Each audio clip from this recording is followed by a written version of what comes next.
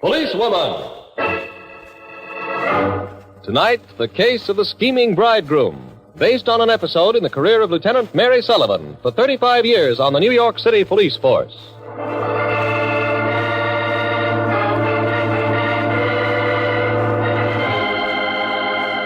Lieutenant Sullivan? Yes? They told me to speak to you. Oh, who are you? Bianca Riazzo. And what's on your mind? Well, you see, I want to get married. Oh, well, what you want is City Hall, young lady, not the police department. No, I do not make myself clear. Apparently not. Well, you see, I want to get married, so I read the ads in the Lonely Hearts magazine. Oh, here, see this advertisement? Oh, yes.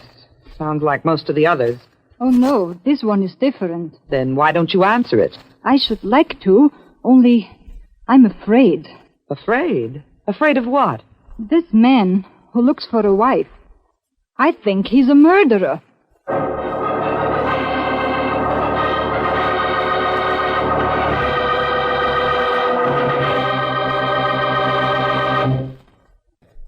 Now back to Policewoman, the case of the scheming bridegroom.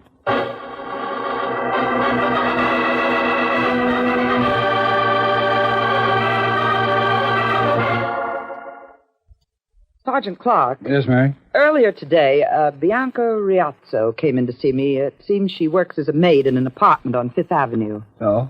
Well, about 6 months ago, there was a cook in that house named Frida. Both girls began answering these lovelorn ads, you know, the ones that appear in certain magazines. Oh, sure. Wife wanted, you mean, and so forth? Yes. Well, Frida answered an ad and then left for California. Yes, and I can guess the rest of it, Mary. The man who sent for her was a crook who wanted to cheat her out of her life savings. Worse than that, Sergeant. Oh? Murder? Exactly. Now, Bianca gave me a full description, and I started calling the California police. I learned that a girl answering Frida's description was found dead in Newtown, California, about 6 months ago. Everything checks. Did they catch the killer? No. All they have are some fingerprints, which were left on Frida's handbag. Well, how come Bianca came to see you today? Well, last night she ran across another advertisement in this Lonely Hearts magazine. The ad was identical with the one that Frida answered. Oh, he'd shifted his operations from California to New York. Right. Does Bianca know what Frida's intended look like? Yes, Frida showed her a picture. That's all she knows. Well, there's the matter of the fingerprint. Yes, now, if I could get a sample... Mary, don't tell me. You're right, Sergeant. I need a husband desperate. So I'm answering that ad myself right away.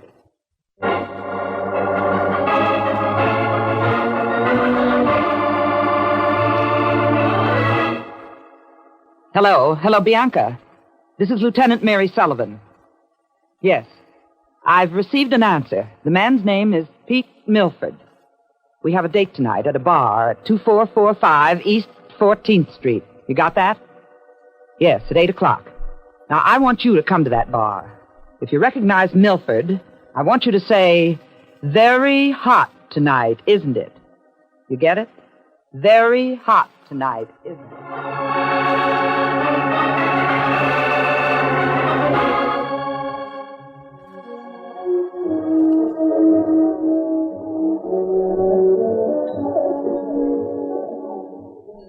I tell you, Murray, you kind of surprised me. I never thought you'd be such a pretty one. Oh, Pete, you're not so bad yourself. Like I was telling my Uncle Shorty, don't mind if I get hitched now, and I don't mind if she's pretty. Your Uncle Shorty. Who's he? Oh, he's my uncle on my ma's side. Oh. Before you and I can take the final steps, I guess Uncle Shorty's going to have to prove... Yeah, say, Pete, when we get if and when we get married, where are we going to live, huh?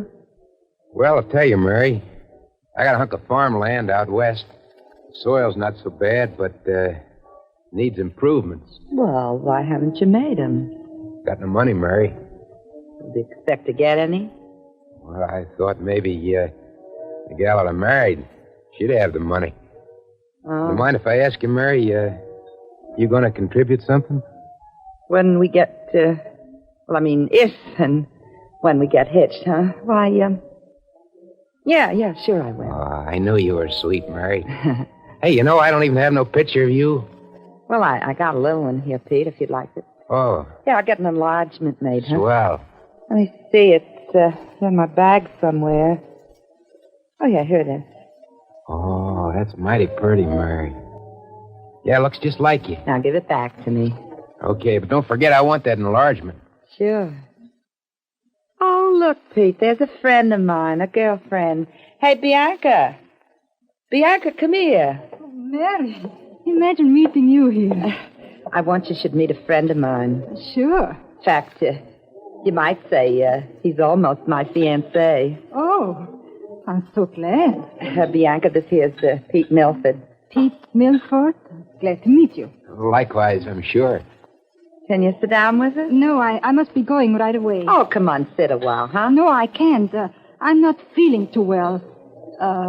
Very hot tonight, isn't it?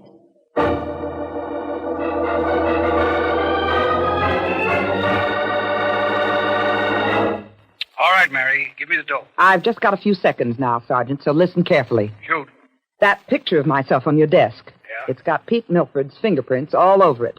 Now, I want you to develop the prints and wire the complete set to Commissioner Williams, Newtown, California. You got that? Yeah. Have him wire back a report. Where'll you be in the meantime? Well, I've got to meet Uncle Shorty. Who? Uncle Shorty. He lives out on Jamaica Bay. Now, cut it out, Mary. I know everyone in your family. There's no... I can't explain now, but after I see Uncle Shorty, I'll call you back.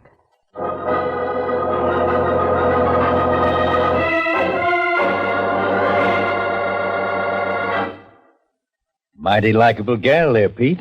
I told you I can pick him, Uncle Shorty. Oh, now, will you two stop that man talk? Well, I'm happy for both you, Pete. If you want my blessing, you have it. Gee, thanks, Uncle Shorty. Say, when you planning to tie up? Oh, pretty soon, maybe in a couple of days. Well, then why wait? How about eloping tonight? Yeah, never thought of that. Listen, Pete, you're heading back to the farm after the wedding, aren't you? Uh-huh. Well, then why don't you head out west tonight? I know Justice the Peace crossed the state line. He'd marry you in a minute. Then you go on the farm. Oh, Pete, that sounds so romantic. Yeah, I guess I like that idea. Only, how do we do our traveling? I got a station wagon, ain't I? Look, Mary, you head back to your house and get ready. Then come out here to Jamaica Bay. Around 8 tonight, I'll get the car in condition, take you and Pete the parson. Well, that sounds fine, only I think we'd better make it tomorrow night. You see, Pete here, he's going to need some money for his farm, and, well, I got the money for him, but except it's in the bank, and that's closed now. Oh, I get you. Yeah, in the morning I'll draw the money out. What do you got to say to that, Pete? Mary, all I gotta say is that things are working out mighty fine.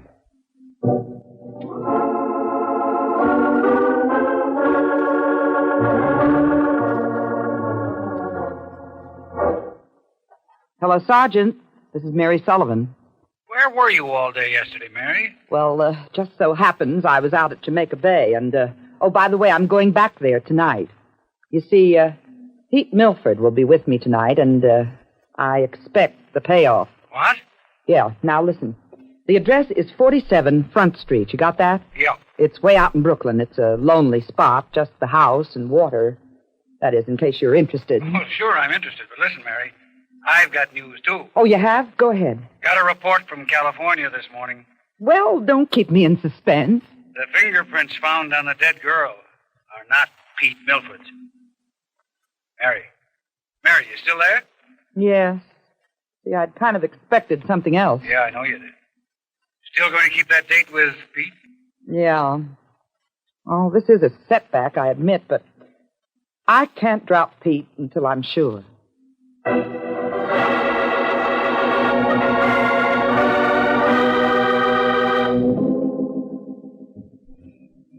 It's nice out here near the bay in the twilight, ain't it, Mary?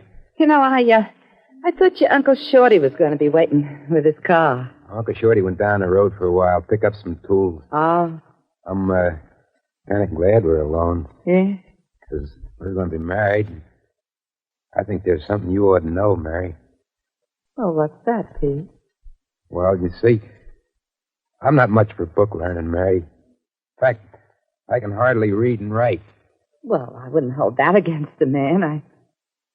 Wait a minute. You say you can hardly read or write? Yeah. I hope it makes no difference. Then who put that ad in the magazine and answered my letter, huh? Oh, well, that was my Uncle Shorty's doing. Now, Pete, listen to me carefully. Did you ever advertise for a wife before? Huh? No. You didn't advertise 6 months ago, get an answer, and ask the girl to come to California? No, not me. I ain't never been in California. What? Oh, you can trust me, Mary. Well, now, Pete, I've got something to tell you. You see, I happen to be a policewoman, What? and I want to know the truth. Were you in California 6 months ago? No, Mary, not me. My Uncle Shorty was, but not me. You dope, don't you know enough to keep your trap shut? Uncle... Keep your hands up, policewoman. You know too much now. Very smart scheme you cook up, Shorty. 6 months ago, you placed an ad in a magazine under your nephew's name. It was answered by a girl named Frida. She came out west, and you murdered her for a saving. Save your breath, copper. You knew the blame would point to Pete. So what? I'll kill you both and blow this town. We have other ideas, Shorty.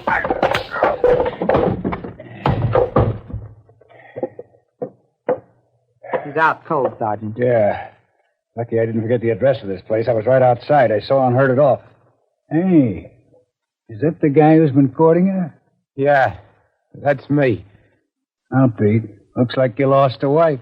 Yeah, but we caught a murderer.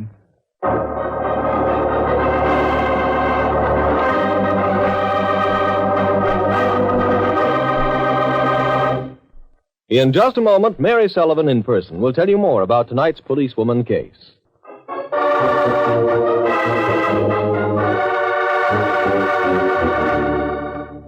And now, here is Mary Sullivan. Pete Milford was found to be the innocent dupe of his uncle and released. Uncle Shorty was executed for the vicious murder he committed. This is the last program of our current series, and I want to thank my many listeners from coast to coast for their kind letters of interest, and hope they've enjoyed the show as much as I have. Until we meet again on the air, this is Lieutenant Mary Sullivan saying au revoir. Thank you, Mary Sullivan. This program, as well as all other programs of the series, was based on an episode in the career of Lieutenant Mary Sullivan for 35 years on the New York City Police Force. This is Dick Dunham speaking.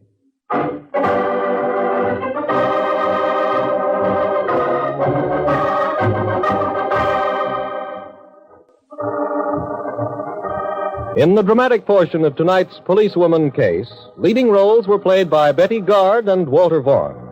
Policewoman is a Phillips H. Lord production.